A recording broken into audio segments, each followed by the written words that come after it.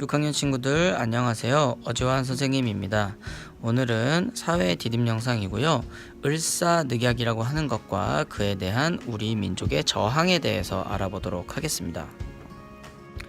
지난 시간까지 우리가 대한제국을 수립을 선포하면서 대한제국이 새로운 나라로 발전하기 위한 노력에 대해서 알아보았고요. 그에 따른 우리나라의 생활의 변화에 대해서 알아보았습니다. 그러면 이번 시간에는 나라를 지키기 위한 노력에 대해서 알아볼 텐데요. 나라를 지킨다고 하는 것은 누구에게로부터 이제 나라를 빼앗기지 않기 위해서 애를 쓴다는 말이 되겠는데요. 그 대상이 바로 일본 제국주의 국가가 되겠습니다. 일제는 지금의 일본과는 다르게 제국주의, 일본이 세계의 제일이다라고 했던 그 의미를 가졌던 제국주의 국가가 대상이었고요. 지금의 일본과는 조금 여러분이 구분해서 생각할 필요는 있을 것 같습니다. 자, 어쨌든 그 당시에 일본에게 국권, 그 나라의 권리를 빼앗기고 있는 과정이었는데요. 그 과정에서 우리 민족이 빼앗기지 않기 위해서, 지키기 위해서 이런저런 노력을 많이 했었습니다. 그 노력들에 대해서 공부를 해보도록 하겠습니다. 자, 우리나라의 노력에 대해서 알아보기 전에 왜 이렇게 지키게 되었는지, 그런 노력을 하게 되었는지 계기가 된 사건에 대해서 한번 알아보도록 할게요. 자, 고종 황제가 서양 여러 나라와 외교 활동을 합니다.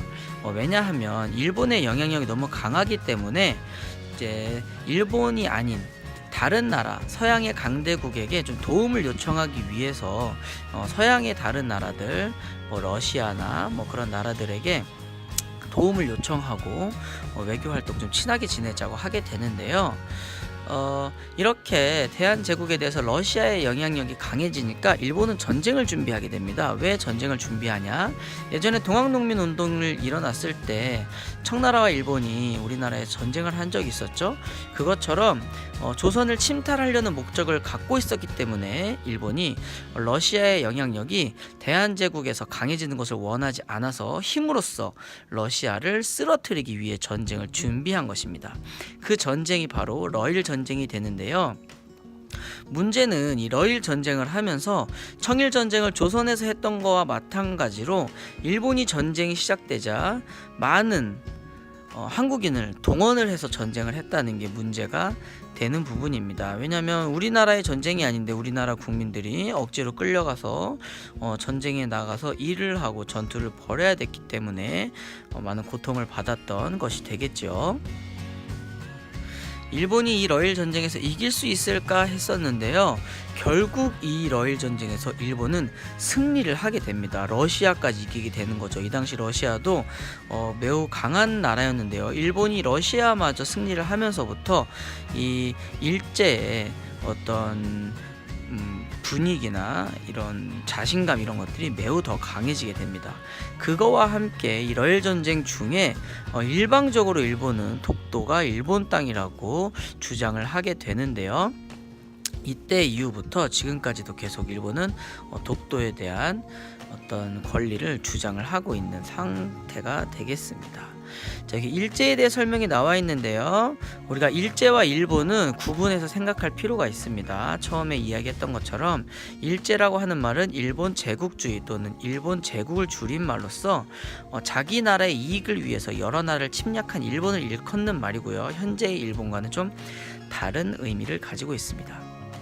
자, 어쨌든 이 러일 전쟁에서 일본이 승리를 했기 때문에 대한제국에 대한 어떤 지배력이 더 강해지게 됩니다. 그래서 더 이상 대한제국이 러시아나 이런 서양 국가들과 외교를 친하게 지내지 못하게 하도록 외교권을 빼앗는 을사늑약이라고 하는 조약을 1905년에 맺게 되는데요. 자, 우리가 처음 맺은 강화도 조약은 조약이라고 불렀는데 이것은 을사늑약이라고 부릅니다. 그 이유는요, 바로 합의하에 맺은 조약이 아니고 나라 사이에 강제로 맺은 조약이라고 해서 조약이 아닌 늑약이라고 우리가 부르게 됩니다. 자, 그러면서 이제 서울에 통감부라고 하는 것을 설치를 해서 점점 더 대한제국에 대한 어떤 간섭을 심하게 하게 됩니다.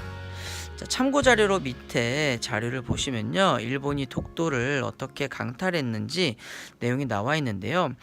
이에 맞서서 우리나라 대한제국에서도 울릉도의 백성이 이주하도록 적극적으로 장려를 했고요. 뭐 예를 들면 울릉도에 뭐 땅을 준다든지 집을 지어준다든지 뭐 그런 것을 했겠죠. 그리고 울릉도에 관청도 설치를 하고 이 관청에서 독도를 관리하도록 이렇게 문서로서 이렇게 보관을 하고 있습니다. 이런 소중한 자료들이 지금 현재 독도가 우리나라 땅인 것을 세계에 알리는 중요한 자료들이 되고 있는 거죠. 자, 이 을사늑약이 맺어지고 난 다음에 우리나라 사람들은 매우 화가 나게 됩니다. 왜냐하면 강제로 맺은 조약이기 때문에 일본에 대한 반감이 매우 높아지겠죠. 그래서 전국적으로 반대 운동을 하게 되는데요. 자, 이 운동뿐만 아니라 이런 부당함을 신문에 실어서 잘 모르는 사람들에게 널리 알리려고 노력도 했고요. 이에 반대해서 심지어는 스스로 목숨을 끊은 분도 있었습니다. 이분인데요. 자, 을사늑약은 우리나라가 맺은 조약이 아니라 강제로 맺은 조약이기 때문에 이에 반대한다라는 유서를 남기고 스스로 목숨까지 끊은 민영환이라는 분이 있는데요. 어떤 뭐 정치인들이나 어떤 부당한 대우를 받은 사람들이 요즘에 뭐 국회나 청와대 이런 데 앞에서 시위를 하거나 아니면 뭐 단식 투쟁을 한다거나 이런 거 볼 수 있잖아요. 그거와 비슷한, 그거보다 더 강력한 어떤 의미가 담긴 행위라고 보면 되겠습니다. 그리고 예전에 우리 일본에 반대했던, 개화에 반대했던 최익현이라는 분이 의병이 되었다고 얘기를 했었는데요. 을사늑약 이후에 이러한 의병이 매우 크게 일어나서 일본군과 실제로 전투를 벌이기도 했고요. 자, 을사늑약 이후에 외교권이 박탈되었음에도 불구하고 고종 황제는 외국에 일본의 이런 부당함을 알리기 위해서 만국평화회의, 뭐 지금으로 따지면 뭐 세계 뭐 대통령이나 지도자들이 모인 이런 회의 자리에 특사를 보냅니다. 이 특사라고 하는 것은 특별한 임무를 띠고 외국에 파견되는 사람인데요. 어떤 정상적인 어떤 과정을 통해서 갈 수 있는 게 아니고 일본 몰래 가야 했기 때문에 매우 힘든 임무를 띠고 있었던 것 같습니다. 그래서 네덜란드 헤이그라는 도시에서 만국평화회의가 열렸는데 이곳에 이 세 분, 이준, 이상설, 이위종 이 세 분을 특사로 임명을 해서 을사늑약의 부당함을 직접 알리려고 했습니다. 하지만 일제가 이를 두고 보지 않았겠죠.